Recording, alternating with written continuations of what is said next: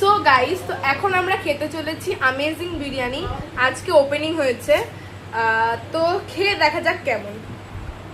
এখানে দেখতেই পাচ্ছ লেগ পিস দিয়েছে একটা বিরাট বড়। রাইসের পরিমাণটা মানে চিকেনের তুলনায় কম, চিকেনটা এত বড় দিয়েছে। আর প্রত্যেকটা দুটো নেওয়া হয়েছিল, ওটা তো লেগ পিস ছিল। এখানে রায়তা, স্যালাড দিয়েছে, এখানে একটা ঝোল মতো দিয়েছে গ্রেভি। আর এটা কিসের চাটনি? ধনেপাতা চাটনি। তো খেয়ে দেখা যাক কেমন হয়েছে। এখানে একটু চিকেন নিলাম, যার দোকান তার মতো করেই ব্লগ বানানোর চেষ্টা করছি। এখান থেকে একটু শসা নিলাম, একটু রাইস নিলাম। ব্লগটা পুরো নষ্ট করে দিল। তো এখন খেয়ে দেখি।